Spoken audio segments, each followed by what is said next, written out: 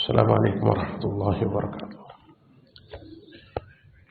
إن الحمد لله نحمده ونستعينه ونستغفره ونعوذ بالله من شرور أنفسنا ومن سيئات أعمالنا. من يهده الله فلا مضل له ومن يضلل فلا هادي له، وأشهد أن لا إله إلا الله وحده لا شريك له، وأشهد أن محمدا عبده ورسوله. يا أيها الذين آمنوا اتقوا الله حق تقاته ولا تموتن إلا وأنتم مسلمون. يا أيها الناس اتقوا ربكم الذي خلقكم من نفس واحدة وخلق منها زوجها وبث منهما رجالا كثيرا ونساء، واتقوا الله الذي تساءلون به والأرحام إن الله كان عليكم رقيبا. يا أيها الذين آمنوا اتقوا الله وقولوا قولا سديدا يصلح لكم أعمالكم ويغفر لكم ذنوبكم، ومن يطع الله ورسوله فقد فاز فوزا عظيما.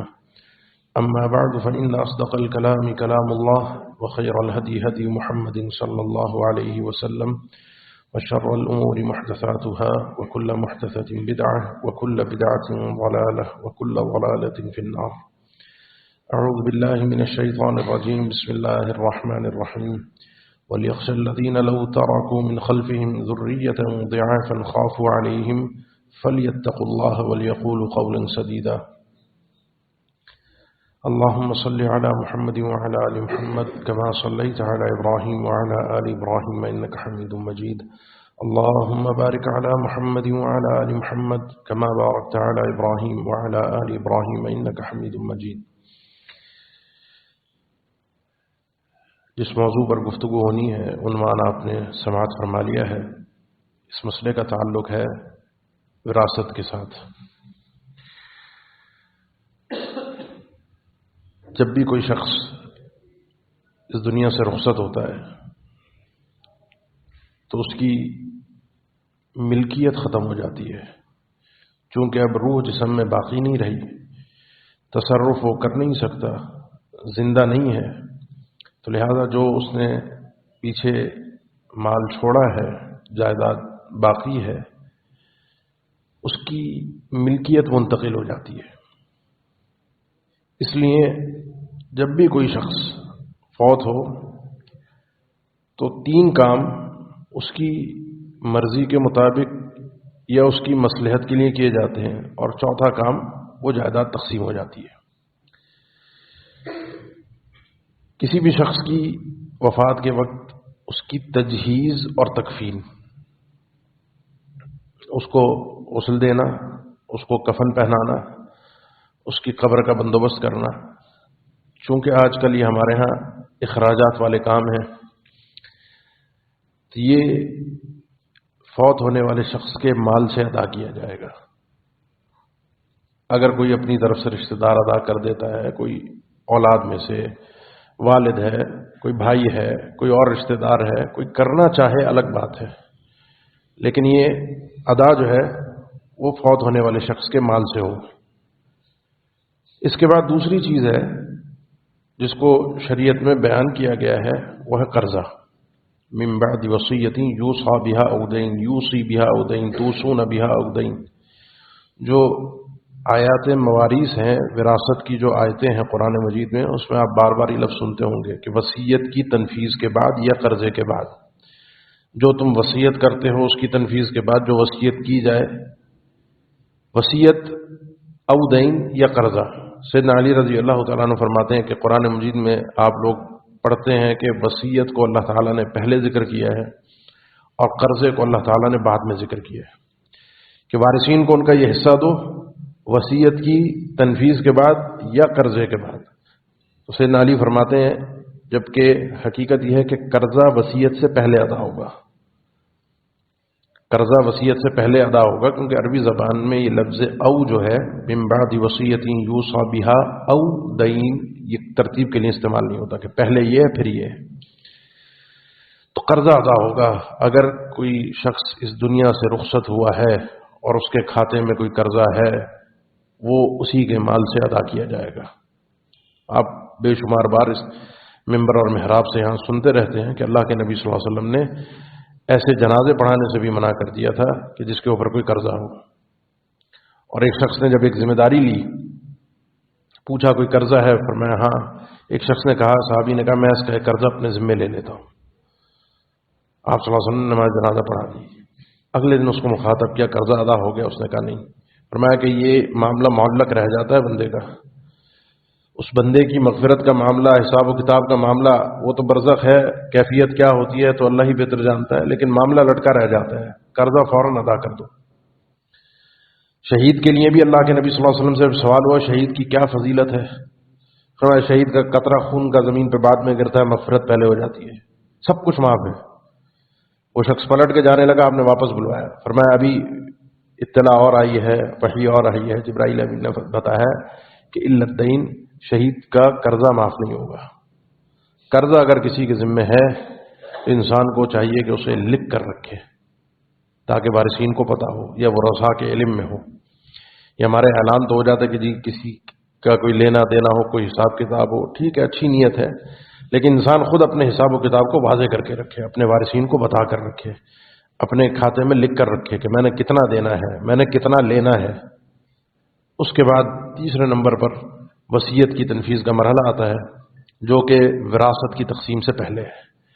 وصیت کے حوالے سے ایک شخص چاہتا ہے کہ وہ اپنی جائیداد میں سے، مال میں سے کچھ مال کو وصیت کے طور پر کسی اور کو دے دے جن کو اللہ تعالیٰ نے میرا وارث نہیں بنایا۔ وارثین کی تفصیلات تھوڑا سا آگے چل کے گفتگو میں آئے گی۔ کوئی شخص چاہتا ہے کہ میں اللہ کی راہ میں دے دوں، میں اسپتال کو دے دوں، میں غریبوں کو دے دوں، میں مسجد کو دے دوں، میں اپنے کسی ایسے رشتہ دار کو دے دوں جو میرا وارث نہیں ہے، وہ مستحق ہے۔ بعض اوقات انسان دنیا سے جا رہا ہوتا ہے، دیکھتا ہے میرے نواسا، فلاں پوتا جو کہ وارث نہیں ہے، یہ مستحق ہے، یہ ضرورت مند ہے، اس کی پریشانیاں بہت ہیں، اس کو ملنا میری جائیداد میں سے کچھ بھی نہیں ہے۔ خاص طور پہ پوتوں کا یہ معاملہ بڑا ہوتا ہے۔ اگر انسان وصیت کرنا چاہے جو وارث نہیں ہے ان کے لیے تو وصیت کر سکتا ہے، لیکن اللہ کے نبی صلی اللہ تعالی علیہ وسلم سے جب سیدنا سعد بن وقاص نے پوچھا تھا، بخاری مسلم کئی کتب حدیث میں حدیث موجود ہے، انہوں نے بیان فرمایا کہ اللہ کے نبی فتح مکہ کے موقع پر بیمار ہو گئے، اللہ کے نبی صلی اللہ علیہ وسلم عیادت کے لیے گئے تو پریشان تھے، اور بیماری ایسی تھی، انہوں نے کہا کہ مجھے نہیں لگتا میں بچ پاؤں گا، لیکن بہت آگے تک، ایک طویل عرصے تک زندہ رہے۔ پھر میری ایک بیٹی ہے، مال و جائیداد بہت ہے، میں چاہتا ہوں اپنا سارا مال اللہ کی راہ میں خرچ کر دوں۔ اسی لیے اللہ کے نبی صلی اللہ علیہ وسلم نے جب آپ سے پوچھا گیا کہ بہترین صدقہ کون سا ہے، کئی کتب حدیث میں حدیث موجود ہے، بخاری مسلم وغیرہ میں، آپ نے فرمایا ان تصدق وانت صحیح شحیح تأمل الفقر تأمل الغنى وتخشى الفقر، اس کیفیت میں صدقہ کرو، بالکل صحیح تندرست ہو، کوئی بیماری نہیں ہے، اور مال کی تمہیں ضرورت بھی ہے، آگے امیدیں بھی ہیں، آگے زندگی بھی ہے، خواب بھی ہیں، آگے اپنی پلاننگ بھی ہے، اور ابھی زندگی لمبی نظر آ رہی ہے۔ اس موقع پر جو انسان نکال کے صدقہ کرتا ہے، یہ صدقہ بڑا افضل ہوتا ہے۔ سیدنا سعد نے فرمایا میں تو جا رہا ہوں دنیا سے، پیچھے میرے مال کس کام کا، سارا مال اللہ کی راہ میں دے جاؤں۔ اللہ کے نبی صلی اللہ علیہ وسلم نے فرمایا یہ نہیں ہو سکتا، وصیت سارے مال کی نہیں ہو سکتی، کیونکہ وصیت ہوتی ہے جس کی تنفیذ مرنے کے بعد ہوتی ہے۔ وصیت ہوتی ہے میرے مرنے کے بعد میرا یہ مال فلاں کو دے دیا جائے، اور ایک ہے میں دنیا میں دے کے جا رہا ہوں کسی کو، جیتے جی کسی کو اس کا مالک بنا کے جا رہا ہوں۔ ان دونوں چیزوں میں فرق ہے، آگے اس کی مزید وضاحت آئے گی انشاءاللہ۔ انہوں نے فرمایا اللہ کے نبی پھر تو 2/3 کی اجازت دے دیجیے، 2/3۔ فرمایا یہ بھی زیادہ ہے، آدھے کی آدھا مال دے جاؤں؟ نہیں، 1/3۔ آپ نے فرمایا ٹھیک ہے 1/3، الثلث والثلث کثیر، لیکن یہ بھی یاد رکھو یہ 1/3 بھی زیادہ ہے۔ اسی لیے بعض علماء نے پسند فرمایا کہ انسان کی وصیت 1/3 سے کم ہو، کیونکہ اللہ کے نبی صلی اللہ علیہ وسلم نے 1/3 کو زیادہ قرار دیا، لیکن 1/3 کی اجازت ہے بہرحال۔ تو 1/3 مال، 1/3 مال کی وصیت جو میرے مرنے کے بعد تقسیم ہوگا، مثال کے طور پر میں مرتے وقت مالک جائیداد میری ٹوٹل ملا کر ایک مثال ہے 1 لاکھ روپے ہے، تو میں وصیت کر سکتا ہوں 33,333، وہ جو آپ پورا حساب بنا لیں 1/3 کا، اتنے میں میری وصیت نافذ ہوگی۔ اگر اس سے زیادہ کی بھی وصیت ہے وہ بھی کم میں آئے گی۔ تو جو شخص وصیت کرنا چاہتا ہے، ارادہ ہے اس کا، تو اس کے لیے جائز نہیں ہے. صحیح مسلم کی حدیث ہے کہ ما من مسلم یبیت لیلۃ او لیلتین، ایک رات یا دو راتیں گزر گئیں اور اس کا وصیت کا ارادہ ہے اور اس نے وصیت لکھ کر نہیں رکھی ہے، اس کے لیے جائز نہیں ہے. الا وصیتہ مکتوبۃ عندہ، اس کی وصیت اس کے پاس لکھی ہوئی ہونی چاہیے. جو وصیت کرنا چاہتا ہے وہ مکمل وضاحت کے ساتھ لکھ کر رکھے کہ یہ میرا مال، آج کل جو طریقہ کار ہے اسٹیمپ پیپر کا طریقہ کار ہے، کوئی زمین جائیداد کا معاملہ ہے تو رجسٹرار کے پاس چلا جائے، جو بھی ایک عرف کا طریقہ ہوتا ہے آپ کے معاشرے کا، اس کے مطابق انسان اپنی وصیت کو مضبوط اور مستحکم چھوڑ کے جائے. اس کے بعد اگر وصیت ہے تو وصیت کی تنفیذ ہو جائے، قرضہ ہے قرضے کی ادائیگی ہو جائے، تجہیز و تکفین کا معاملہ ہے وہ ادا ہو جائے. اس کے بعد ہے چوتھے نمبر پر، آخری نمبر پر، وراثت کی تقسیم کا معاملہ. جو انسان چھوڑ کے گیا ہے وہ اس کی وارثین میں تقسیم ہونا چاہیے. اچھا، شریعت میں مال کی مذمت بہت ہے. وہ کیوں ہے؟ وہ انشاءاللہ آج آپ کو یہ بات سمجھ میں کسی نہ کسی انداز میں آئے گی کہ مال کی مذمت شریعت نے کیوں کی ہے، اس کو فتنہ کیوں قرار دیا ہے، معاشرے کی بربادی کیوں قرار دیا ہے. یہ آج کی گفتگو میں انشاءاللہ بات سمجھ آ جائے گی. لیکن مال کو اللہ تعالیٰ نے خیر بھی قرار دیا ہے. ان ترک کتب علیکم اذا حضر احدکم الموت ان ترک خیرا الوصیۃ. سورہ بقرہ کی آیت ہے، تم پر وصیت کرنا لازمی ہے اگر تم میں سے کسی نے خیر کو چھوڑا ہے، خیر کو چھوڑا ہے. اور یہ بھی اہل علم اس آیت میں لکھتے ہیں، بہرحال اس آیت کا مضمون تو طویل ہے سورہ بقرہ کی اس آیت کا، کہ خیر جو ہے وہ مال کو اس وقت کہا جاتا ہے جب مال بہت زیادہ ہو. جب انسان کے پاس بے تحاشا ہے اس کے لیے بہتر ہے وصیت کر دے. مال کم ہے پھر بہتر ہے وصیت نہ کرے. کیوں نہ کرے؟ تاکہ اپنے وارثین کو دے سکے. یہ ہے خیر، یہ ہے مال کا خیر ہونا. اللہ کے نبی صلی اللہ تعالیٰ علیہ وسلم نے جب سیدنا سعد بن وقاص کی یہ باتیں سنی تھی، جو آپ نے ابھی حدیث سنی، اس میں اللہ کے نبی صلی اللہ علیہ وسلم نے فرمایا تھا کہ 1/3 بھی زیادہ ہے. تو اسی وقت ان کی ذہن میں جو ایک خلش تھی، جس بنیاد پر وہ یہ سوال کر رہے تھے اور یہ اپنے معاملے کو، اپنے مال کو اللہ کی راہ میں خرچ کرنا چاہ رہے تھے، وہ جو ان کے ذہن میں مسئلہ تھا، جو مقصد تھا، اس کو اللہ کے نبی صلی اللہ علیہ وسلم اس گتھی کو سلجھایا کہ انک ان تذر ورثتک اغنیاء خیر من تذرهم عالۃ یتکففون الناس. اپنے وارثوں کو پیچھے اغنیاء چھوڑ کر جاؤ، مالدار چھوڑ کر جاؤ، یہ بہتر ہے بنسبت اس کے کہ تم اپنی اولاد کو غریب کر جاؤ، فقیر کر جاؤ اور بعد میں وہ لوگوں کے سامنے ہاتھ پھیلا کر زندگی گزاریں. اپنی اولاد کو غنی چھوڑ کر جاؤ. انسان جو شخص کسب کرتا ہے، دینار انفقتہ فی سبیل اللہ، دینار انفقتہ علی اہلک، دینار تصدقت بہ علی مسکین، دینار انفقتہ فی رقبہ.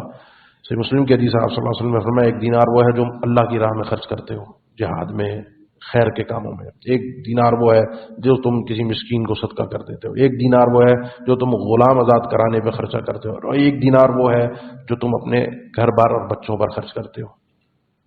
اس میں افضل ترین دینار کون سا ہے؟ جس افضل ترین دینار آپ صلی اللہ علیہ وسلم نے فرمایا، صحیح مسلم کی حدیث ہے، وہ ہے الذی تنفق علی اہلک، جو تم اپنے بچوں پر خرچ کرتے ہو، اپنے گھر والوں پر خرچ کرتے ہو. کیوں؟ کیونکہ اللہ کے نبی صلی اللہ علیہ وسلم نے سعد بن وقاص کو یہ فرمایا تھا کہ یہ جو انک لن تنفق نفقۃ تبتغی بها وجہ اللہ، تم کچھ بھی خرچ کرتے ہو، اس کچھ بھی خرچ کرنے میں تمہارا مقصود اللہ کی رضا ہے. مجھے اللہ نے حکم دیا، ایک مرد ہے، مجھے اللہ نے حکم دیا ہے، اللہ نے پابند کیا ہے کہ میں اپنے بیوی بچوں کے لیے کما کر لاؤں، میں گھر سے باہر نکلوں، میں باہر کی دھول مٹی کو سہوں، باہر کی گالیاں جھڑکیں معاملات سب میں نپٹاؤں. یہ سب مرد کی ذمہ داری ہے تاکہ اپنے بیوی بچوں کے لیے وہ کما کر لائے. یہ اللہ نے اس پر ذمہ داری رکھی ہے، معاشرے نے بھی رکھی ہے. اور اسی بنیاد پر اگر وہ نکلتا ہے، صحابہ نے دیکھا نا، ایک شخص نکل کے جا رہا تھا، جاندار، طاقتور، اور کمانے کے لیے جا رہا ہے، تو صحابہ نے اللہ کے نبی کے سامنے کہا کاش کہ اس کی یہ جوانی اور یہ صلاحیت، یہ طاقت اللہ کی راہ میں خرچ ہوتی. آپ صلی اللہ علیہ وسلم نے فرمایا تمہیں کیا پتہ ہے کس لیے نکلا ہے؟ اگر یہ نکلا ہے اپنے گھر سے اپنی اس طاقت کو، جوانی کو لے کر کمانے کے لیے کہ اپنے ماں باپ کے معاملات کو سلجھا سکے، فہو فی سبیل اللہ، تو یہ اللہ کی راہ میں نکلا ہوا ہے۔ اگر یہ اس لیے نکلا ہے کہ اپنے بیوی بچوں کا پیٹ پال سکے، اپنے بیوی بچوں کو کھلا پلا سکے، فہو فی سبیل اللہ، تو یہ بھی اللہ کی راہ میں ہے۔ تو انسان کی نیت جو ہے، بعض اوقات یہ جو وہ کام کر رہا ہوتا ہے، روٹین کے کام ہوتے ہیں، ان کو ایک ذمہ داری سمجھ کر رہا ہوتا ہے، تھوڑا سا نیت میں تبدیلی ہے، میرے پروردگار نے مجھے حکم دیا ہے۔ تو یہ جو مال جمع کر کے انسان جا رہا ہے، جس کی اس نے زکوٰۃ بھی ادا کی ہے اور اللہ کی راہ میں بھی خرچ کیا ہے، اور پیچھے اپنی اولاد اور بچوں کے لیے بھی چھوڑا ہے، وَلْيَخْشَ الَّذِينَ لَوْ تَرَكُوا مِنْ خَلْفِهِمْ ذُرِّيَّةً ضِعَافًا خَافُوا عَلَيْهِمْ، ان لوگوں کو ڈرنا چاہیے جو اپنے پیچھے اولاد کو چھوڑ کر جا رہے ہیں، وارثین کو، کمزور، ضعیف، غریب، کہ بعد میں ان کے لیے پریشانی ہو، ان کی زندگی کیسے گزر بسر ہو، تو انسان کو چاہیے ان کے لیے چھوڑ کر جائے، ان کے لیے کما کر جائے، ان کے لیے بچا کر جائے۔ فَلْيَتَّقُوا اللَّهَ وَلْيَقُولُوا قَوْلًا سَدِيدًا، لوگوں کو اللہ سے ڈرنا چاہیے۔ تو مال جو انسان نے جمع کیا ہے، یہ اگر اس نیت کے ساتھ ہے تب تغی بہا وجہ اللہ، تو یہ جو وارثین میں جائے گا، یہ وارثین میں جانے پر بھی انشاءاللہ انسان معذور ہے، انشاءاللہ معذور ہے، کیونکہ اللہ کے نبی صلی اللہ علیہ وسلم نے سعد بن ابی وقاص کو جو فرمایا تھا کہ یہ ایک ایک لقمہ جو تمہاری بیوی کے پیٹ میں جاتا ہے، جو تم کما کر لاتے ہو، اس ایک ایک لقمے پہ تمہارے لیے اجر ہے، حتی ما تجعل فی امراتک، اسی موقع پر فرمایا تھا۔ اور اسی موقع پر فرمایا تھا اپنی اولاد کو اغنیا چھوڑ کر جاؤ، یہ بہتر ہے اس بات سے کہ وہ غریب اور مسکین ہو اور لوگوں کے سامنے ہاتھ پھیلاتے رہیں۔ تو انسان اگر اس نیت سے کماتا ہے، اس نیت سے مال چھوڑ کر بھی چلا گیا، پیچھے اولاد کی تربیت، نیک صالح اور دعا کرنے والے، یہ مال انشاءاللہ اس کے لیے خیر ہی خیر ہے۔ وَإِنَّهُ لِحُبِّ الْخَيْرِ لَشَدِيدٌ، انسان جو ہے وہ خیر کی محبت میں ٹوٹا ہوا ہے، خیر سے مراد مال ہے۔ اب آئیے وراثت کی تقسیم پر۔ ایک انسان بنا کر گیا، حلال کما کر گیا، حلال، کیونکہ انسان نے جواب دینا ہے کہاں سے کمایا اور کہاں خرچ کیا۔ خرچ نہیں کیا، جمع کر کے رکھ دیا اللہ کے حکم کے مطابق، اس کے حقوق ادا کیے مال کے، تو وہ آسانی سے جواب دے سکتا ہے کہ یہ میری اولاد کے پاس چلا گیا، میرے وارثین کے پاس چلا گیا۔ وارثین میں کوئی بھی شخص فوت ہوتا ہے، کوئی بھی شخص، مرد ہو یا عورت، شادی شدہ ہو، غیر شادی شدہ ہو، چھوٹا بچہ ہو، ہر وہ شخص جو مالک ہے، عورت بیوی ہوتے ہوئے مالک ہوتی ہے زیورات کی، اس کے جو زیورات ہوتے ہیں سونے کے، چاندی کے، جو اس کے پاس محفوظ ہوتے ہیں، اس کی زکوٰۃ بھی اس نے ادا کرنی ہے اور ملکیت بھی اس کی ہے۔ مرد، اس کی جو بھی جائیداد ہو، وہ چاہے کاروبار کی شکل میں ہے، وہ چاہے کیش کی شکل میں ہے، وہ چاہے سونے کی شکل میں ہے، وہ چاہے زمین کی شکل میں ہے، جائیداد کی شکل میں، کسی بھی شکل میں ہے، دنیا سے رخصت ہوتے ہی 5 قسم کے لوگ ایسے ہیں وارثین جو لازمی وارث بنتے ہیں۔ اگر کوئی شخص مرد فوت ہوا ہے تو اس کی بیوی اس کی لازمی وارث ہے، دونوں مسلمان ہیں، زوجیت کا رشتہ باقی ہے، بیوی لازمی وارث ہے۔ عورت فوت ہوئی ہے تو اس کا شوہر اس کا لازمی وارث ہے، اگر زندہ ہے تو ان دونوں میں سے ایک ہی ہوگا، دوسرا اس کا لازمی وارث بنے گا۔ اس کے بعد ہر شخص کا، فوت ہونے والے کا، عورت اگر فوت ہوئی ہے اس کا شوہر بھی اس کا وارث ہے، اس کے ماں باپ اگر زندہ ہے تو وہ بھی اس کے جائیداد میں وارث ہیں، اور اس کی اولاد، بیٹا اور بیٹی، وہ بھی اس کے وارث ہیں۔ مرد اگر فوت ہوا ہے اس کی بیوی اس کی وارث ہے، اس کے ماں باپ اس کے وارث ہیں، اس کے بیٹا اور بیٹی اس کے وارث ہیں، یہ لوگ لازمی وارث ہیں۔ حصہ کم زیادہ ہوتا رہتا ہے کچھ افراد کی موجودگی یا عدم موجودگی میں، لیکن ان لوگوں کو جائیداد میں حصہ ضرور ملتا ہے۔ جو موانع الارث ہیں وہ اگر موجود نہ ہو، یعنی کوئی ایک کافر ہے یا کوئی الگ معاملہ ہے یا کوئی شخص پہلے فوت ہو گیا تھا، تو وہ اس کے جائیداد میں اس کا حصہ نہیں ہوگا۔ اب ایک شخص ہے، اس کا بیٹا فوت ہو گیا، بیٹے کی جائیداد میں سے والد وارث ہے۔ میں ایک مثال دیتا ہوں آپ کو، میرے آگے 4 بچے ہیں، چاروں بیٹے ہیں اور شادی شدہ ہیں، میرا ایک بیٹا فوت ہو گیا، اس بیٹے کی جائیداد میں سے میرا بھی حصہ ہے اور اس لڑکے کی، اس فوت ہونے والے کی ماں کا بھی حصہ ہے جو کہ میری بیوی ہے، اس کے بیٹوں اور بیٹیوں کا بھی حصہ ہے، اس کی بیوی کا بھی حصہ ہے۔ اب جب میں فوت ہوں گا بعد میں اور میرے باقی کے 3 بیٹے موجود ہیں، یہ جو ایک بیٹا فوت ہو گیا تھا یہ میرا وارث نہیں بنے گا، کیونکہ توارث من جہتین نہیں ہوتا، ایک سائڈ سے انسان وارث ہوتا ہے، ڈبل نہیں معاملہ چلتا کہ یوں بھی وارث ہے اور یوں بھی وارث ہو۔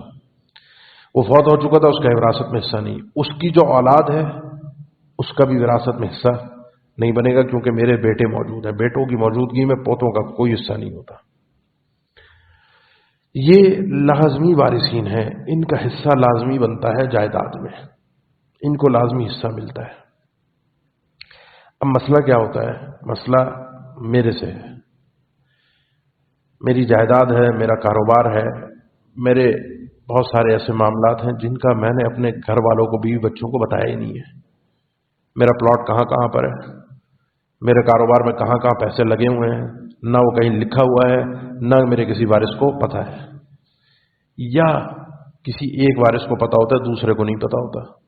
ایک بیٹا میرے سے زیادہ قریب ہے، دوسرے اپنی اپنی دنیا میں مگن ہیں، اپنے اپنے گھروں پر علیحدہ رہتے ہیں، ایک میرے ساتھ رہتا ہے، میں نے اس کو کاروبار میں شامل کیا ہوا ہے، تو اس کو تو سب کچھ پتہ ہے۔ میں نے کچھ جائیدادیں اپنے اس بیٹے کے نام پر بھی لے لی ہیں، بے نامی جائیدادیں، ٹیکس سے بچنے کے لیے، کچھ اپنی بیوی کے نام پر لے لی، کچھ کسی کے نام پر۔ تو اگر کوئی ایسی چیز ہو تو اس کے معاملے کو تمام وارثین کے سامنے واضح کرنے کا کوئی طریقہ کار موجود ہونا چاہیے۔ ضروری نہیں ہے کہ آپ سب کو ہر روز بٹھا کر بتائیں کہ آج میں نے اتنا کمایا، اتنا میرے پاس آیا، میرا بینک بیلنس اتنا ہے، میری جائیداد اتنی ہے، ضروری نہیں ہے، لیکن وہ کہیں لکھا ہوا ہو کہ جائیداد کے متعلق تفاصیل میرے دنیا سے جانے کے بعد کوئی بھی میرا وارث اپنے حق سے محروم نہ رہ جائے، میری غلطی کی وجہ سے، میری غلطی کی وجہ سے۔ بے نامی کوئی چیز ہے، میں نے ٹیکس سے بچنے کے لیے کیا ہے کوئی کام، اس کو بھی میں لکھ کر جاؤں، یہ چیز فلاں پلاٹ ہے، فلاں چیز ہے، فلاں معاملہ ہے، یہ میں نے اپنے بیٹے کے لیے نہیں لیا، یہ میرا ہی ہے، میں نے صرف اس کے نام پر لیا ہے، تاکہ باقی وارثین، کیونکہ مرنے کے بعد تو انسان کو نہیں پتا ہوتا نیت کیسے بدلتی ہے۔ ابا نے میرے نام پر تھوڑی لیا تھا، تو ہے ہی میرا، میں نہیں کمایا تھا۔ پھر تو جو لوگ باتیں کرتے ہیں اور جو لوگوں کے خاندان کے مسئلے ہوتے ہیں وہ تو آپ اس سے بہتر جانتے ہیں۔ ہر گھر میں جھگڑا ہے، ہر گھر میں مسئلہ ہے، ہر گھر میں آفت موجود ہے، کھایا ہوا ہے مال، کوئی کسی کا دبا ہوا ہے، کسی نے دبایا ہوا ہے۔ کوئی عورت اگر رو رہی ہے کہ میرے بھائیوں نے میرا دبایا ہوا ہے، تو اس کا شوہر اپنی بہنوں پر ظلم کر کے بیٹھا ہوا ہے۔ یہ چکر چل رہا ہے، یہ چکی گھوم رہی ہے، اس پہ سب پس رہے ہیں۔ تو یہ چیز تو گھوم رہی ہے، یہ چیز تو چل رہی ہے۔ مسئلہ کیا ہے؟ مسئلہ میرے لیے ہے کہ میں پوری ایک تو وضاحت، مکمل تفصیل لکھ کر سب کو بتا کر رکھوں، تاکہ سب کو پتا ہو، سب کے علم میں ہو۔ دوسرے نمبر پہ، دنیا سے جانے کے بعد میری روح جیسے میرے جسم سے نکلتی ہے، یہ مثال کے طور پر میری ملکیت میں یہ چیز ہے۔ اب جب میں دنیا سے چلا گیا نا، تو اس کا کوئی نہ کوئی مالک ضرور ہونا چاہیے، بے ملکیت چیز نہیں ہوتی۔ میں جا چکا ہوں، میں زندہ نہیں ہوں، اس کا مالک کسی نہ کسی کو بننا ہے۔ ظاہر سی بات ہے، پہلے دن دوسرے دن غم کی کیفیت ہوتی ہے، مناسب بھی نہیں ہوتا کہ اس وقت بیٹھ کر فوراً چیزوں کو تقسیم کر دیا جائے، لیکن یہ مشترکہ ملکیت میں آ چکی ہے چیز، کہ اس چیز کے، اس موبائل کے مالک اب میرے تمام ورثاء ہیں، جو بھی ہیں وہ سب کے سب اس موبائل کے وارث ہیں۔ اب جب تقسیم ہوگا تو پتہ چل جائے گا یہ کس کا حصہ ہے۔ اس لیے تقسیم جائیداد کو جلدی کرنا، فوری کرنا کوئی عیب والی بات نہیں ہے، مکمل وضاحت کے ساتھ کرنا کوئی عیب والی بات نہیں ہے۔ میں نے کئی لوگوں کے ایسے مسئلے دیکھے، انہوں نے اپنے مسئلے سلجھائے ساتھ بیٹھ کر، کہ والد کی وفات ہوئی تھی اور ایک مہینے کے اندر اندر والد کی جائیداد کیا، کاروبار کیا، کچھ چیزیں کیا، وہ انہوں نے جو والد نے اپنی زندگی میں کچھ ہدایہ وغیرہ دیے ہوئے تھے، کسی ایک کو نہیں دیا ہوا تھا، وہ یہ بھی کچھ 6-8 مہینے پہلے کی بات ہے۔ 3-4 مسئلے پیدر پہ اس طرح سے میرے ساتھ ہیں، مجھے بڑی خوشی ہوئی۔ لوگ اپنے مسئلے لے کر آئے، ایک تو آئے کہ جو ان کے دادا کی غلطیاں تھیں، دادا نے اپنے بیٹوں کو دیا تھا، اپنی بیٹیوں کو نہیں دیا۔ وہ آئے تھے کہ ہم اپنے والد کا جو حصہ ہے، جو ہماری پھپھیوں کا بنتا ہے اپنے دادا کی طرف سے، ہمارے والد نے بھی نہیں دیا، ہم چاہتے ہیں کہ وہ حصہ اپنی پھپھیوں تک پہنچائیں جو ان کے والد کا حصہ ہے، ہم کوئی احسان نہیں کر رہے۔ وہ پورا پرچہ بنا کے لائے ہوئے 6-8 صفحوں کے اوپر پوری تفصیل، 50 سال پرانا حساب کتاب لے کر بیٹھے ہوئے ہیں، اور گھنٹوں بیٹھ کے انہوں نے اس کو سلجھایا۔ ایک شخص اور آیا، دو بھائی تھے کہ ہمارے ابا نے تحفہ دے دیا تھا، ہماری ایک بہن کو بھی دے دیا تھا، دوسری بہن کو نہیں دیا تھا، ان کا ارادہ تھا، تو اب دنیا سے رخصت ہو گئے، ہم دینا چاہتے ہیں۔ ہمیں مثال کے طور پہ جس وقت دیا تھا انہوں نے جو چیز دی تھی وہ اس وقت پاکستانی روپے میں 30 لاکھ روپے کی تھی 20 سال پہلے، آج 30 لاکھ کی ویلیو کچھ نہیں ہے۔ انہوں نے کہا نہیں، ہم چاہتے ہیں، آپ شرعی حساب سے بتائیے، ہم چاہتے ہیں کہ اس حساب کو ہم ڈالر سے کریں، کہ 30 سال پہلے جو ڈالر کے ریٹ تھے اس حساب میں اس کو لے کر آئیں کہ ہمیں اتنے ڈالر گویا کہ ابا نے دیے، آج اتنے ہی ڈالر ہم اپنی اس بہن کو ابا کی طرف سے تحفے کے طور پر عطا کریں۔ میں نے کہا بھائی دیکھو، یہ مسئلہ ایک الگ ہو جائے گا، کوئی اس میں سود ہے نہیں ہے، کیا معاملہ ہے کیا معاملہ نہیں، یہ الگ بات ہے۔ یہ آپ کر رہے ہو اپنی خوشی کے ساتھ، آپ دونوں بھائی، آپ کی ایک بہن، آپ کی والدہ سب راضی ہیں، خوش ہیں، اس اپنی ایک آپ بہن کو اپنے والد کی اس بیٹی کو دینے کے لیے جس کو پہلے کچھ ہدیے کے طور پر نہیں راضی ہیں۔ میں نے کہا دے دو، جھگڑا ختم ہو، جھگڑا تو تھا ہی نہیں۔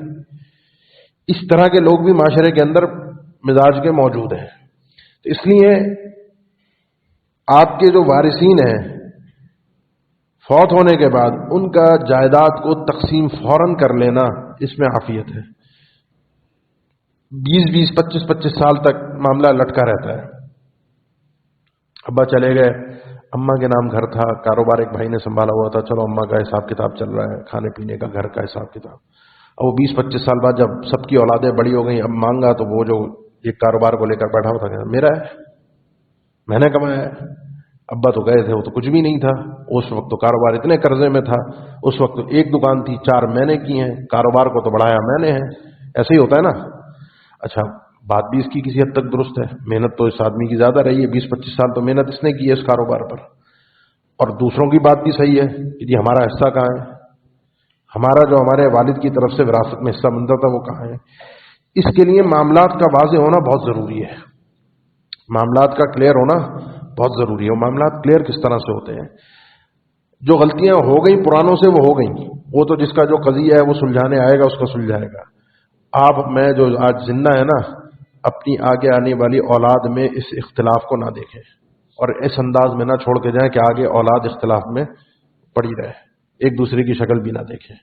کئی ایسی شادیوں میں جانا ہوتا ہے تو حوال ہم دیکھ رہے ہوتے ہیں، نظر آ رہا ہوتا ہے بھائی بھائی سے بس آیا ہوا ہوتا ہے، مجبوری میں وراثت کے جھگڑے میں سلام دعا نہیں ہوتی۔ کئی تو ایسے ہوتے ہیں ہم جاتے ہیں ان کے یہاں تو وہ رشتہ دار قریبی ہوتے ہی نہیں ہے، سب سے جھگڑا ہوتا ہے۔ تو آپ اور میں ہر چیز کو کلیئر کر کے جائیں۔ اپنے بیٹے کو اپنے ساتھ کاروبار میں اگر شامل کر رہے ہیں کہ ضرور کیجیے، آپ کا بیٹا ہے، لیکن آپ کی دوسری اولاد بھی آپ ہی کی ہے۔ جس بیٹے کو شامل کر رہے ہیں کاروبار کے طریقے کے مطابق اس کو اپنا پارٹنر بنائیے، وہ آپ کا ورکنگ پارٹنر ہو، اس کو 10% 15% اس کا حصہ شیئر مقرر کیجیے، کیونکہ وہ مالک کے طور پہ کام کر رہا ہے، غلام یا نوکر کے طور پہ کام نہیں کر رہا، ملازم کے طور پہ کام نہیں کر رہا۔ ملازم تو ہوتا ہے 8 سے 5، 6 سے رات صبح 11 12 بجے آپ کی مارکیٹ کھلتی ہے تو 8 بجے اس نے دکان بند کی، چلا گیا، پیچھے دکان کو آگ لگے، مال آیا نہیں آیا، کس نے پیمنٹ دی نہیں دی، اس کو پرواہ نہیں، اس کو مہینے بعد 30 تاریخ کے بعد اپنے پیسوں سے مطلب ہے۔ یہ جو بیٹا ہے میرا، اس کا یہ معاملہ نہیں ہے، یہ تو صبح سے رات تک میری طرح جوتیاں گھستا ہے۔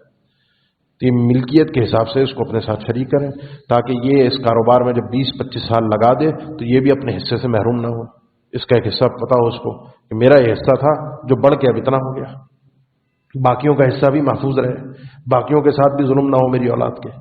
تو جب کسی کو اپنے ساتھ کاروبار میں شریک کر رہے ہوں تو پورا اچھی طرح سے معاملے کو شرعی طور پر واضح کر کے اس کے حصے کو بھی متعین کر کے اور بقیہ اولاد کے حصے کی بھی حفاظت کر کے شامل ہو۔ دوسرا مسئلہ یہاں پر یہ آتا ہے کہ میں اولاد کو دنیا کی زندگی میں کچھ ہدایہ سے نواز دیتا ہوں۔ ہدایہ کی نوعیت کیا ہوتی ہے؟ ہدایہ کی نوعیت مختلف ہوتی ہیں۔ جہیز بھی ایک ہدیہ ہے، کیونکہ اکثر و بیشتر عورت کی وراثت کو کھانے والے یہی کہتے ہیں بیٹا شادی ہو گئی تھی تمہاری، بہن کو کہتے تھے شادی کر دی تھی ابا نے، تمہارا اتنا جہیز دیا تھا۔ ایک تو جہیز شریعت کے قوانین سے ہٹ کر ہم کام کرتے ہیں، پھر جب شریعت کے قوانین آتے ہیں ان کو سیدھا کرنے کے بجائے اپنے بنائے ہوئے رسم و رواج کو شریعت کے قوانین پر مسلط کر کے اس کو تباہ و برباد کرنے کی کوشش کرتے ہیں۔ شریعت میں کہا تھا کہ بچی کی شادی آپ اس دھوم دھڑکے سے کریں، کروڑوں روپے اپنی بیٹی کی شادی پہ لگا دیں۔ شریعت میں کہا تھا اپنے بیٹے کی شادی میں اتنا لاکھوں خرچہ کریں۔ جب لوگ مسئلے اپنے لے کر آتے ہیں نا، بتاتے ہیں کہ جی میرا فلانا بھائی وہ جو ہے ابا نے اس کو ورلڈ ٹور پہ بھی بھیجا تھا، ابا نے اس کو گاڑی بھی لے کر دی تھی، وہ مجھے اس کو کرولا لے کر دی تھی، مجھے جو ہے وہ سوئفٹ لے کر دی تھی، میں عمرے پر گیا تھا صرف۔ تو یہ جو فرق آ رہا ہے، سوال کرتے ہیں بچے، اس چیز کو نوٹ کرتے ہیں۔ آپ یہ نہ سمجھیے کہ میں نے ایک کو دے دیا دوسرے کو نہیں، یہ دلوں میں چیز، اسی لیے اللہ کے نبی صلی اللہ تعالیٰ علیہ وسلم کے پاس جب سیدنا نعمان ابن بشیر فرماتے میرے والد گئے، پہلے تو انہوں نے میرے نام ایک باغ کر دیا، باغ مجھے دے دیا۔ تو میری والدہ نے کہا کہ سمجھدار خاتون تھی کہ چلو یہ مسئلہ بچے کو ایک کو دے ہی رہے ہو تو اللہ کے نبی صلی اللہ علیہ وسلم کو جا کے گواہ بنا لو، آپ کو گواہ مقرر کر لیا جائے تاکہ کوئی مسئلہ اختلاف نہ بچے۔ وہ اللہ کے نبی صلی اللہ علیہ وسلم کے پاس آئے، فرمایا کہ میں اپنا یہ باغ جو اپنے اس بیٹے کو ہدیہ کرنا چاہتا ہوں۔ آپ نے پوچھا کہ سارے بچوں کو اکل ولدی کا نحل شہادہ، ساری اولاد کو تم نے یہ تحفے میں اسی طرح دے رہے ہو، سب بچوں کو دے رہے ہو؟ انہوں نے کہا نہیں۔ آپ صلی اللہ علیہ وسلم نے فرمایا انی لا اشہد علی جور، پھر اس ظلم والے، اس زیادتی والے معاملے پر میں تو گواہ نہیں بن سکتا۔ یہ جو تم ظلم کر رہے ہو، بقیہ اولاد کو محروم کر کے ایک کو نواز رہے ہو، اس ظلم اور زیادتی پر میں تمہارا ساتھ نہیں دوں گا۔ اس کا مطلب کیا ہوا؟ اس کا مطلب یہ دینا ناجائز ہے۔ دیکھیں فرق کریں، ایک ہے ہدیہ، تحفہ، اور ایک ہے بحیثیت والد میں اپنے بچوں کی ضروریات کو پورا کر رہا ہوں۔ جو 2 سال کے بچے کی ضرورت ہے وہ 20 سال کے بچے کی ضرورت نہیں ہے، جو بیٹے کی ضروریات ہیں وہ بیٹی کی ضروریات نہیں ہوتی، ضروریات مختلف ہوتی ہیں۔ تو ضروریات کے حساب سے اگر فرق آتا ہے اس میں کوئی حرج نہیں ہے، لیکن اگر نوازنے میں فرق آتا ہے، مثال کے طور پہ عید کے موقع پر عیدی دی جاتی ہے، ہمارے یہاں رواج ہے، اچھی بات ہے، دینی چاہیے۔ اب اس عیدی دینے میں فرق کرتا ہوں، یہ تحفہ ہے، یہ کوئی ضرورت کی چیز پوری نہیں کر رہا ہے آپ، نہ کوئی اس کے بدلے عوض ہے نہ کچھ ہے، آپ کی اولاد ہے، آپ ان میں فرق کرتے ہیں، بڑوں کو اتنے چھوٹوں کو اتنے، بڑوں کو بڑا نوٹ چھوٹوں کو چھوٹا نوٹ، کہ جو اس کی ضرورت زیادہ ہے اس کی ضرورت کم ہے، آپ ضرورت پوری نہیں کر رہے، آپ ہدیہ دے رہے ہیں۔ اس میں رتبے کے اعتبار سے برابری ہونا ضروری ہے، اولاد ہے، بیٹا ہے یا بیٹی ہے، برابری ہو۔ یہ مسئلہ اگرچہ اہل علم میں اختلاف یہ ہے کہ ہدیے میں بیٹا اور بیٹے میں برابری ہونی چاہیے، بیٹوں میں برابری ہے، بیٹیوں میں برابری ہے، لیکن بیٹے اور بیٹیوں میں برابری ہونی چاہیے۔ بات سمجھ میں آتی ہے حدیث کی روشنی میں، اللہ عالم بالصواب، وہ یہی ہے کہ برابری ہونی چاہیے۔ دنیا میں انسان جو نواز رہا ہے، جو دے رہا ہے، جو دنیا میں آپ دے کر جا رہے ہیں، جو تحفہ دے کر جا رہے ہیں، جو ہدیہ دے کر جا رہے ہیں، وہ برابر دے کر جائیں۔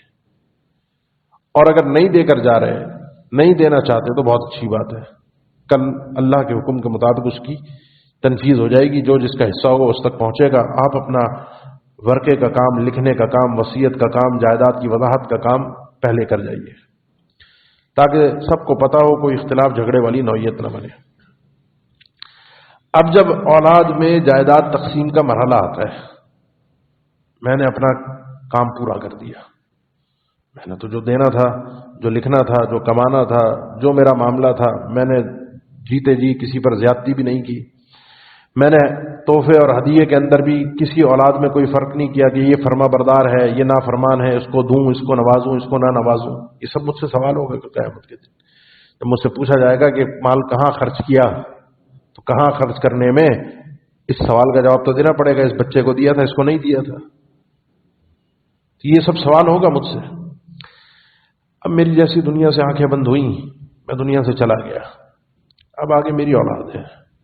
ہمارے معاشرے کے اندر اس وقت جو صورتحال ہے، جو عام طور پر رائج ہے، وہ عورت کا، بیٹی کا عام طور پہ جائیداد میں حصہ ہوتا ہی نہیں ہے، الا ماشاء اللہ، بہت کم لوگ ہیں جو دیتے ہیں، بہت کم لوگ ہیں جو دیتے ہیں۔ اگر دیتے بھی ہیں تو وہ چلو کچھ کیش پڑا ہوا ہے، کوئی سونا چاندی ہے یا کوئی زمین پلاٹ ہے، اس پہ تو کر دیا، باقی کاروبار پہ بیٹا کسی کو آنکھ نہیں لگانے دیتا، ہاتھ بھی قریب مت لانا، کاروبار تو میرا ہے، پورا ہضم ہو جاتا ہے، ہو گیا، میں نے ہضم کر لیا۔ لوگ فتوے بھی لینے آ جاتے ہیں، لوگ مسئلہ بھی پوچھتے ہیں کہ جی بہن کو یوں دے دیا اور اس کو راضی کر لیا، یہ ہو گیا وہ ہو گیا، راضی بھی ہو گئے، اور راضی ہوئے یا نہیں ہوئے تو ہمیں پتہ ہے کہ پریشر ڈال کے رشتہ داری توڑنے کا پریشر، دوسرے ذرائع سے اور نفسیاتی پریشر، کوئی اماں کے ذریعے سے الگ پریشر کہ بیٹا مان جاؤ، کر لو، یہی کر لو، یہ بھی مل رہا ہے ٹھیک ہے، نہیں ملے گا تو یہ بھی چلا جائے گا. تو یہ بات یاد رکھیے، لا یحل مال امرئ مسلم الا بطیب نفس. کسی بھی مسلمان کا مال جائز نہیں ہوتا، حلال نہیں ہوتا جب تک وہ اپنی خوشی سے نہ دے. جب تک وہ خوشی سے نہ دے. مجھے پتا ہے آپ دنیا کے ایک ایک مفتی کے پاس سوال کا پرچہ لے کر چلے جائیں، ایک ہی گھر کا مسئلہ ہوتا ہے، ایک ہی خاندان کا مسئلہ ہوتا ہے. ایک پارٹی مسئلہ لے کر آتی ہے، سوال کچھ اور ہوتا ہے، دوسری پارٹی مسئلہ لے کر آتی ہے، سوال کچھ اور ہوتا ہے. مسئلہ ایک ہی ہے، ان کی وضاحت کا طریقہ اور ہے، ان کی وضاحت کا طریقہ اور ہے. ان کو اپنے مطلب کا جواب چاہیے، ان کو اپنے مطلب کا جواب چاہیے. کچھ موقعوں پر اللہ کے نبی صلی اللہ علیہ وسلم نے ایک مفتی کی طرف میری اور آپ کی نشاندہی کی تھی، اور وہ مفتی ہے آپ کا ضمیر، آپ کا دل اگر زندہ ہے، استفتی قلبک، اپنے دل سے پوچھو. تمہارا دل تمہیں بتائے گا یہ پیسہ جس طریقے سے تم ہڑپ کر رہے ہو، جس طریقے سے دبا رہے ہو، کیا یہ طریقہ کار درست ہے لینے کا پیسہ؟ یہ حلال ہے؟ اس نے کہہ دیا، دے دیا، لکھ دیا، سائن کر دیا، لیکن میں نے جس طریقے سے لیا ہے، جس انداز میں، جس اسلوب میں لیا ہے، کل بارگاہ الہی میں جواب دینا پڑے گا. کل اللہ کی بارگاہ میں جواب دینا پڑے گا. اور اس کا نقصان اس دنیا میں دو طرح سے ہوتا ہے. ایک، کل میری اولاد بھی، آج میں نے کسی کا مال دبایا ہوا ہے، اپنے بہن کا، اپنے کسی بھائی کا، ان کے وراثت کے پیسے پر قابض ہوں، گھر پر قابض ہوں، گھر خالی نہیں کر رہا، ان کو ان کا حصہ نہیں دے رہا، کھا پی کر بیٹھا ہوں. کوئی مسئلہ نہیں ہے، میری اولاد مجھ سے ہی تو سیکھے گی. کل کو یہی میرے بچے میری اولاد کے ساتھ یہی ظلم کی کہانی دہرائیں گے. میں جب اس دنیا سے چلا جاؤں گا تو میں نے کیا ان کو تربیت دی؟ انہوں نے مجھ سے کیا سیکھا؟ یہی سیکھا کہ بیٹا جو جس چیز پر قابض ہو وہ سیکھیے. تم اگر کاروبار پر قابض ہو تو اپنی بہنوں کو مت دینا. تم اگر گھر پہ قابض ہو تو کسی بھائی بہن کو کچھ دینے کی ضرورت نہیں ہے. ابھی پچھلے دنوں تو میرے خیال کل یا پرسوں کی خبر تھی، ایک پوتی نے اپنی دادی کو ظلم کر کے جائیداد کے چکر میں مار دیا، قتل کر دیا اپنی دادی کو. اور کچھ دن پہلے کی خبر تھی کہ ایک بیٹے نے اپنی ماں کو قید کر کے رکھا ہوا تھا جائیداد کے چکر میں، گھر سے نکلنے نہیں دیتا تھا. اور ایک، یہ تو اخباروں کی خبریں، ایک تو میں آدمی کو جانتا ہوں، یہاں کراچی ڈیفینس میں رہتا ہے، تھا ابھی تو کچھ 4-6 مہینے پہلے فوت ہوا ہے. اس کو اس کے بیٹے نے، بڑا نامور آدمی تھا، ہماری مسجدوں میں آنا جانا، اور میں اشارہ نہیں کرنا چاہ رہا اس کے پیشے کی طرف، نہیں تو کچھ شاید احباب آپ میں سے ان کو اس کو شخص کو جانتے بھی ہوں. آخری وقت میں کئی سالوں تک اس کے بیٹے نے اس کو گھر میں قید کر کے رکھا ہوا تھا، کسی سے بات نہیں کرنے دیتا. جس سے فون پہ بات کرنی ہے میرے سامنے کرو. فون اس کا بیٹے کے پاس تھا جائیداد کے چکر میں. وہ بتاتا تھا کہ میرے بیٹے نے مجھے قید کیا ہوا ہے، جب کبھی موقع مل جائے، اور میری جائیداد پہ پورا قابض ہے. تو یہ نتائج آپ کو کہاں سے نظر آ رہے ہیں؟ یہ ہے وہ ایک جملہ جو میں نے شروع میں کہا تھا نا کہ مال کی جو مذمت کی گئی ہے قرآن و حدیث میں، اس کو فتنہ قرار دیا گیا ہے. اس کی وجہ یہ ہے، میں اپنی بات کرتا ہوں، حج بھی کیے ہیں، عمرے بھی کیے ہیں. میرے نام کو آپ نے وہاں دیکھا کسی نے شیخ، کوئی شیخ بھی لکھ دیتا ہے، کوئی آگے نام کے القابات، اور کوئی عالم کہہ دیا کسی نے کچھ. بہرحال جو جس حساب سے سمجھتا ہے، اللہ ہمیں آپ کے گمانوں سے بہتر بنا دے. میرا یہ سب کچھ، میں اگر کسی کا مال دبا کے بیٹھا ہوں، یہ میرا دوسرا نقصان ہے اس دنیا میں. میں یہ کاروبار میں، لین دین میں، جائیداد میں اپنے قریبی رشتہ داروں کا مال دبا کر بیٹھا ہوں، قابض ہوں، دے نہیں رہا، رلا رہا ہوں، اور دینے کی نیت بھی نہیں ہے. تو یہ جو میں حج پر گیا تھا، یہ جو میں عمرے پر گیا تھا، لمبا سفر کر کے، جو آپ بارہا حدیث سنتے ہیں کہ لمبا سفر کر کے آتا ہے، یا رب کی ندائیں لگاتا ہے، اللہ سے دعائیں کرتا ہے، رب رب کہہ کر، پروردگار کہہ کر. یہ دعائیں بھی، یہ سفر بھی، یہ اس کے جسم کا خاک آلود ہونا بھی، بالوں میں مٹی کاٹا ہونا بھی، بار بار یا رب کہنا بھی، منہ پہ مار دیا جاتا ہے. مطعم حرام، مشرب حرام، ملبس حرام. یہ جو اس نے پہنا ہوا ہے، کھایا ہوا ہے، یہ جو پورے اس کے وجود میں جو چیز غذا بن کر اس کا وجود بنا ہے، سب کچھ حرام کا ہے. فن یستجاب له، اس کی دعائیں کہاں سے قبول ہوں، اس کی عبادتوں کو کہاں سے قبول کیا جائے. یہ دوسرا نقصان ہے اگر میں آج مال دبا کر بیٹھا ہوں. کل میری نسلوں کے ساتھ بھی یہی ہوگا، اور میری اپنی عبادتیں میرے منہ پہ ماری جا رہی ہیں. یہ صرف دنیا میں ہے. باقی آخرت میں، آخرت کا معاملہ تو ہے ہی الگ. آغاز ہی اس بات سے ہوگا 5 سوالوں کے جوابات میں، مال کہاں سے آیا، من این اکتسبت، کہاں سے کمایا؟ یہ مال فتنہ ہے نا، یہ مال آزمائش ہے. ہم غرق ہو گئے اس مال کی وجہ سے، اس دنیا کی وجہ سے آخرت کو بلا بیٹھے، کیونکہ آخرت میں دو سوال خاص طور پر اسی مال کے تعلق سے ہوں گے. کہاں سے آیا، کہاں گیا، ایک ایک روپے کا حساب دو، کہاں خرچ کیا، جائز تھا، ناجائز تھا، حلال تھا، حرام تھا، آنے کا ذریعہ بھی اور جانے کا ذریعہ بھی. اب بتائیے اللہ کو کہ مال کہاں سے آیا، کس کا مال دبایا ہوا ہے، کس کا مال ہڑپ کیا ہوا ہے. کیونکہ یقین جانیے مرتے وقت آپ قرآن میں پڑھتے ہیں نا کہ جب وَأَنفِقُوا مِمَّا رَزَقْنَاكُم مِّن قَبْلِ أَن يَأْتِيَ أَحَدَكُمُ الْمَوْتُ فَيَقُولَ رَبِّ لَوْلَا أَخَّرْتَنِي إِلَىٰ أَجَلٍ قَرِيبٍ فَأَصَّدَّقَ وَأَكُن مِّنَ الصَّالِحِينَ وَلَن يُؤَخِّرَ اللَّهُ نَفْسًا إِذَا جَاءَ أَجَلُهَا وَاللَّهُ خَبِيرٌ بِمَا تَعْمَلُونَ.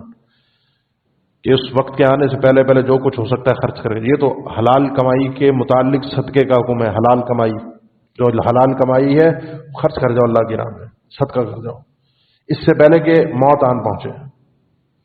اور جب موت آ جاتی ہے نا تو وہ کہتا ہے فیقول رب لولا اخرتنی الی اجل قریب، پروردگار تھوڑی سی مہلت دے دے، تھوڑا سا وقت دے دے، فاصدق، میں صدقہ کروں گا، میں سب کچھ تیری راہ میں قربان کر دوں گا، سب کچھ لٹا دوں گا، واکم من الصالحین، نیک بن جاؤں گا. یہ تو حلال کمائی کے متعلق ہے.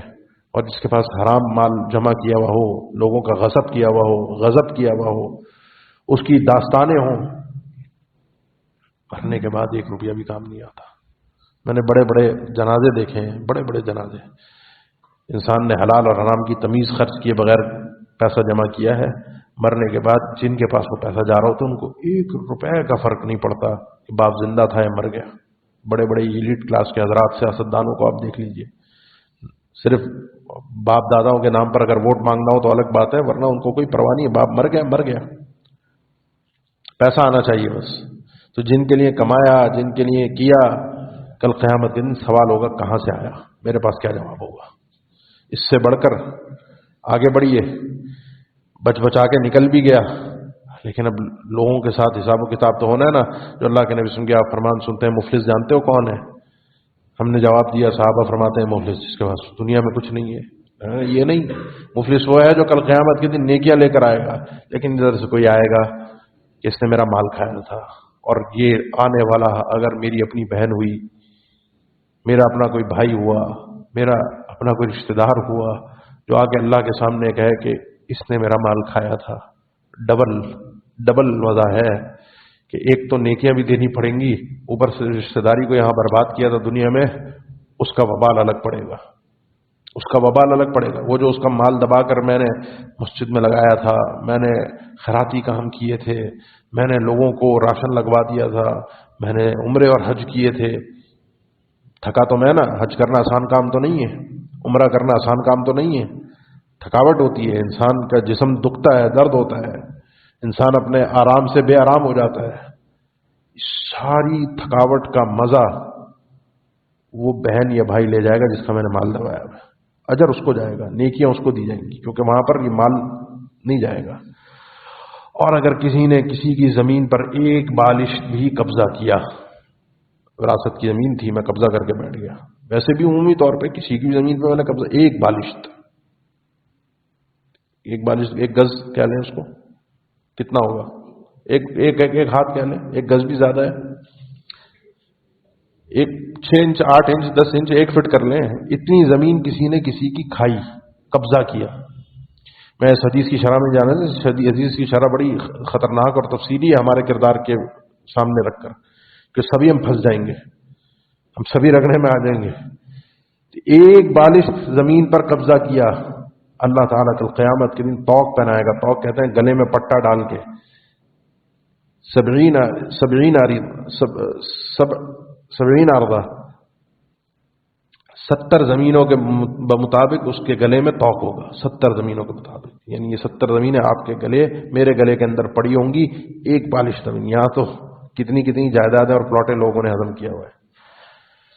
اور اگر دے گیا انسان، بہت ایسے ہوتے ہیں جو یہ بہن تھی مجبوری میں دے گئے رشتہ داری بچانے کے لیے، بھائی تھا دے گیا، چلو رشتہ داری بچ رہی ہے دے جاؤ، چھوڑ دو، میرا حق تھا، اس نے مانگ لیا، دل کی خوشی کے ساتھ دے بھی دیا، وہ قابض تھا اس کو دے بھی دیا، نہیں لیا، فائدہ کیا ہوگا؟ جانتے ہیں فائدہ کیا ہوگا؟ ایک فائدہ ہوگا دنیا میں، اور ایک فائدہ ہوگا آخرت میں۔ ایک فائدہ ہوگا دنیا میں، آپ کی موت، میری موت کے بعد میری اولاد رولے گی نہیں۔ میں تو سمجھ رہا تھا مال سے سب کچھ ہے، وہ جو میں نے مال جب لوگوں کا دبایا، لوگوں کا ہضم کیا، ہڑپ کیا، میری اولاد تو برباد ہو گئی، میرا خاندان تو بکھر گیا اسی مال کی وجہ سے۔ میں نے چھوڑ دیا، میں دیتا رہا، تو اللہ تعالیٰ میری اولاد کو، میرے خاندان کو محفوظ رکھے گا۔ اس مال کی وجہ سے اولاد میں فتنہ نہیں آئے گا۔ وَأَمَّا الْجِدَارُ فَكَانَ لِغُلَامَيْنِ يَتِيمَيْنِ فِي الْمَدِينَةِ وَكَانَ تَحْتَهُ كَنْزٌ لَهُمَا وَكَانَ أَبُوهُمَا صَالِحًا۔ موسیٰ علیہ السلام، خضر علیہ السلام تو وقت کی عظیم ترین شخصیتیں ہیں، اپنے ٹائم کی سب سے عظیم ترین شخصیتیں۔ ان دو لوگوں کو اللہ تعالیٰ نے خصوصی طور پر بھیجا، جاؤ ایک گرتی دیوار ہے اس کو سیدھا کر کے آؤ۔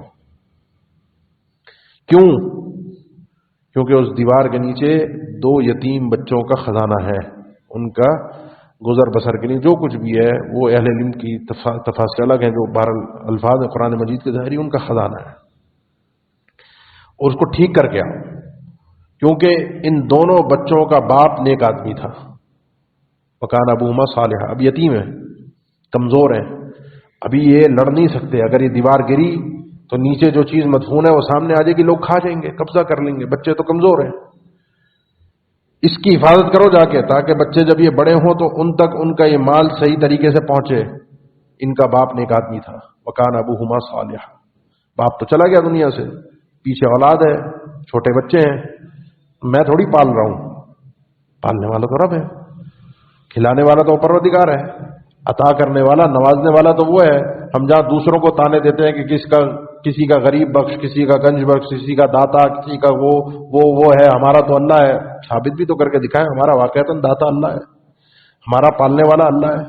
میں اپنی اولاد کے لیے حلال اور حرام کی تمیز چھوڑ کر قابض ہو گیا مال کے اوپر، میں نے اپنے رشتہ داروں کو محروم کر دیا، لیکن اگر میں ان کو دے گیا، یہ نیکی کر گیا، تو آگے یہ نیکی میری اولاد تک، میری خاندان تک سرایت کر کے جائے گی، اس کے فوائد ثمرات ان کو بھی ملیں گے۔ یہ دنیا ہے، اور ایک آخرت ہے۔ آخرت میں کیا ہے؟ آخرت میں ایک شخص کا تذکرہ اللہ کے نبی صلی اللہ علیہ وسلم نے فرمایا، یہ حدیث بھی تقریباً ہر کتاب کے اندر موجود ہے، حدیث کی مختلف الفاظ کے ساتھ، کہ تم میں سے پہلے امتیں تھیں، ان میں ایک شخص تھا، فوت ہو گیا۔ اللہ تعالیٰ نے اس سے پوچھا، بتاؤ کیا کر کے آئے ہو؟ اس نے کہا، کنت اداین الناس، میں لوگوں کے ساتھ کام کاج، کاروبار، قرضے پر چیزیں، قسطوں پر چیزیں دیا کرتا تھا، قرضہ وردہ دے دیا کرتا تھا۔ نیکی اور تو کچھ نہیں ہے، لیکن اس میں میں نے اپنے منشی کو، اپنے اکاؤنٹنٹ کو، اپنے آگے ملازمین کو، مینیجر کو یہ کہہ رکھا تھا کہ جو دے سکتا ہو اس سے بھی آسانی اور نرمی کے ساتھ مانگنا، اور جو تنگ دست ہو اس سے مطالبہ تو کرنا، نہ دے سکتا ہو تو تجاوز چھوڑ دینا، نہ لینا۔ جو قرضہ نہ دے سکتا ہو اس سے نہ لینا، اور جو دے سکتا ہو اس سے بھی طریقے سے مانگنا۔ تو میں یہ تجاوز کیا کرتا تھا، چھوڑ دیا کرتا تھا، درگزر کرتا، مال نہیں مانگتا تھا، مال میرا ہے، قرضہ دیا میں نے ہے، وہ تنگ دست ہے، نہیں دے سکتا، میں نے چھوڑ دیا۔ اللہ کے نبی صلی اللہ علیہ وسلم نے فرمایا، اللہ تعالیٰ سے فرماتے، تجاوز جو ہے، تجاوز یہ چھوڑنا، درگزر کرنا، معاف کرنا، یہ تو میری صفت ہے۔ اللہ تعالیٰ فرشتوں سے فرماتا ہے، تجاوزوا عن عبدی، میرے اس بندے سے تجاوز کر دو، اس کو بھی چھوڑ دو، جانے دو، اس کا کھاتا کلیئر ہے۔ تو جو دنیا میں اس طرح سے دے کر آتا ہے نا، نواز کر آتا ہے، تو وہ وہاں پر اسی انداز میں بارگاہ الہی میں سرخرو ہوتا ہے۔ اور آپ نے جو ابھی حدیث سنی تھی نا مفلس والی، کہ ایک آدمی بارگاہ الہی میں پہنچا نیکیاں لے کر، پھر اس کے رشتہ دار آ گئے، اس نے میرا مال کھایا ہے۔ تو اگر آپ نے دنیا میں دیا ہوگا نا، چھوڑ دیا ہوگا، اگر دل کی خوشی کے ساتھ ہے تو آپ اس جگہ پر نہیں آئیں گے۔ اگر آپ نے دل کی خوشی کے ساتھ نہیں دیا، زور زبردستی، چھینا جھپٹی میں چلا گیا، تو آپ اسی لائن میں کھڑے ہوں گے اپنے اسی رشتہ دار سے نیکیاں لینے کے لیے۔ ہم یہ تو دیکھ رہے ہیں نا ظالم کا انجام، وہ جو مظلوم ہے دنیا کے اندر، اس کا بھی تو انجام دیکھیں نا، کہ وہ مظلوم اس آدمی کی نیکیاں، اس کا حج، اس کا عمرہ، اس کی نمازیں، اس کے مختلف قسم کے نیکیوں کے کام، وہ سارے لینے کے لیے ایک کھڑے میں۔ اس لیے اپنے معاملات کو صاف کیجئے، اپنے معاملات کو کلیئر کیجئے، اپنے ذاتی معاملے کو بھی جو پیچھے والے ہیں، جو کوئی وراثت کا معاملہ ہے، دبا ہوا ہے، میں نے کھایا ہوا ہے، میں جانتا ہوں، میرے سے آپ آگے فتویٰ لیں گے، سوال کریں گے، جو سوال ہوگا اس کے مطابق میں آپ کو کہہ دوں گا ہاں جی آپ کے لیے یہ آپ کا ہے، ابا نے آپ کے نام پر لیا تھا، آپ کا ہے، یہ پلاٹ آپ کا ہے، کاروبار آپ کا ہے، جیسا آپ سوال بنا کر لائیں گے آپ کو تو ظاہری طور پر ویسے ہی جواب ملے گا، لیکن آپ کا ضمیر بھی آپ کو گواہی دے رہا ہے۔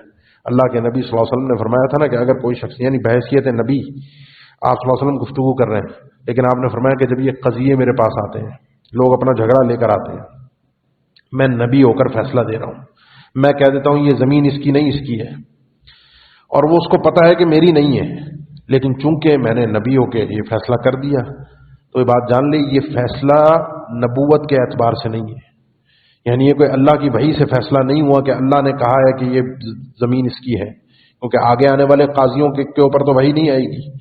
آپ نے فرمایا کہ میں یہ جو فیصلہ کرتا ہوں بنحو ما اسمع، دلائل کی بنیاد پہ کرتا ہوں، وحی کی بنیاد پر نہیں ہے، یہ جو جھگڑوں کے درمیان فیصلہ ہے یہ دلائل کی بنیاد پر ہے، اور بعض دفعہ کوئی دلائل کے میدان میں ان یکون الحن ببعض، کوئی ہوتا ہے چرب زبان ہوتا ہے، اپنے دلائل کو اچھے انداز میں پیش کرنے والا، اپنے بھائی کے معاملے کو دبا جاتا ہے، اس کے قضیے کو، اس کی زمین کو، جائیداد کو دلائل کے میدان میں اس کو پچھاڑ کر کھا گیا، مجھ سے لکھوا لیا، مجھ سے کہلوا لیا، میرے سے فیصلہ کروا دیا اس نے۔ یہ بات یاد رکھو، جس کو یہ پتا ہو کہ زمین اس کی نہیں ہے اور اس نے یہاں آ کر مجھ سے نکلوا لی، فیصلہ کروا لیا دلائل کی بنیاد پر، تو یہ زمین جو میں اسے دے رہا ہوں یہ زمین نہیں ہے، یہ جہنم کا ایک ٹکڑا ہے، چاہیے تو قبول کر لے، چاہیے تو واپس کر دے۔ یعنی نبی کریم صلی اللہ علیہ وسلم بھی اگر فیصلہ کر دیں، میں مفتی ہو کر آپ کو فتویٰ دے دوں ہاں جی یہ زمین آپ کی ہے جو آپ نے سوال بنایا، آپ کسی کورٹ میں چلے جائیں، کسی جج کے پاس، جو ظاہری دلائل بنیاد پر فیصلہ ہو اس کے مطابق ہو سکتا ہے وہ آپ کو دے دے، لیکن آپ جانتے ہیں، آپ کو پتا ہے کہ یہ چیز آپ کی ہے یا نہیں ہے۔ یہ زمین یا دنیا کے اندر اس زمین کا مجھے مل جانا قاضی کے ذریعے سے، مفتی کے ذریعے سے، کل قیامت کے دن میری جان نہیں چھڑوا سکتا، کل قیامت کے دن مجھے بخشوا نہیں سکتا۔ اس لیے اپنے ان قضایا کو، اپنے ان معاملات کو سمیٹیے، کسی کو دینا ہے دے دیجئے، درگزر کرنا ہے کر دیجئے، آگے آنے والی نسل کی حفاظت کے لیے بندوبست کیجئے، ان وارثین کے حقوق کو محفوظ کیجئے، تاکہ میرے مرنے کے بعد پیچھے میری خاندان کا، میری تربیت کا تماشا نہ بنے، میرے خاندان کو رسوا نہ ہونا پڑے، میرے گھر، میرے بچے، میری اولاد، میری بیوی یہ سکھ چین کے ساتھ، ایک عافیت کے ساتھ، ایک چھت کے نیچے محبت اور مودت کے ساتھ زندگی گزاریں، یہ پیسہ ان کے درمیان، دولت ان کے درمیان فتنہ نہ بنے، کیونکہ اگر میں نے خود اپنے آپ سے مال کو دور رکھا، ہاتھ میں تو رکھا، دل میں نہیں آنے دیا، تو آگے جو میری اولاد ہے اس کی تربیت بھی اسی طریقے پر ہوگی۔ لیکن میں خود دکان پر بیٹھ کر اپنے بیٹے کو اپنے ساتھ رکھ کے اونچ نیچ، سارا پیسہ کس طرح دبانا ہے، کس کو کس طرح لیٹ کرنا ہے، کس کا کس طرح کھا جانا ہے، یہ سارے طور طریقے سکھا گیا، تو آگے بھی اس نے یہی کرنا ہے، اور ان طریقوں کو سب سے پہلے اس نے کس پر آزمانا ہے؟ میرے ہی بچوں پر آزمانا ہے، اپنے ہی بہن بھائیوں پر آزمانا ہے۔ اللہ تعالیٰ ہم سب کی حفاظت فرمائے۔ باقی یہ جو قضیہ ہے، جو مسئلہ ہے تفصیلی ہے، یہ وارثین کس کو، کس کی کتنی جائیداد، میں نے ذکر کر دیا کہ آپ فوت ہونے والے کے والدین، مرد ہے تو بیوی، عورت ہے تو شوہر، اور اولاد، بیٹا اور بیٹی، یہ لازمی وارثین ہیں۔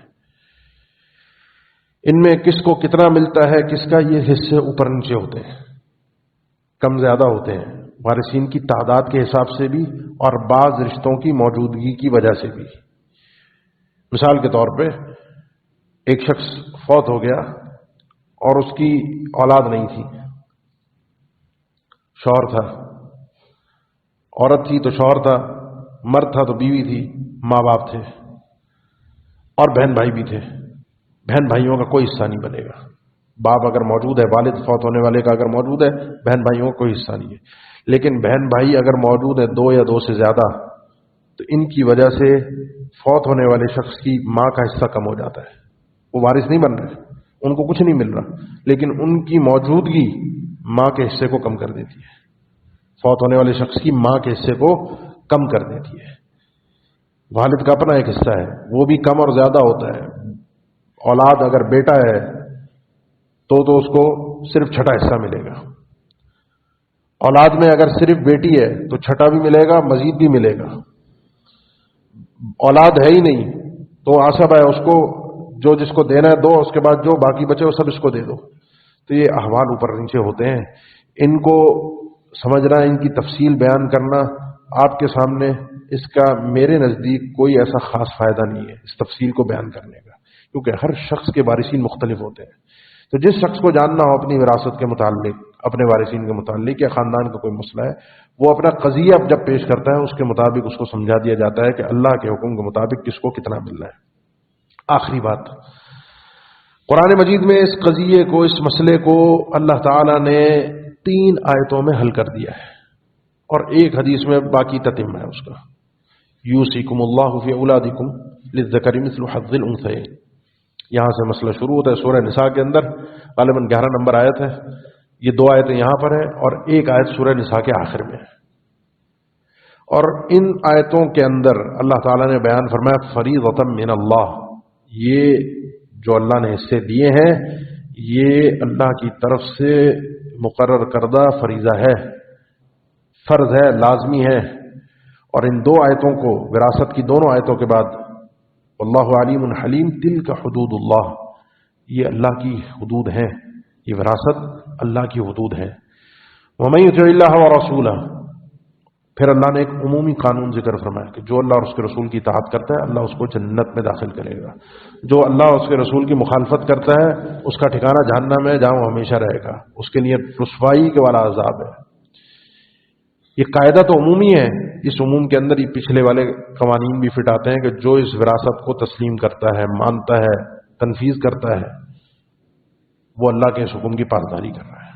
جو نہیں مانتا، نہیں آتا، نہیں عمل کرتا، وہ نافرمانوں میں سے اس کا ٹھکانہ جہنم ہے، اس کا ٹھکانہ جہنم ہے.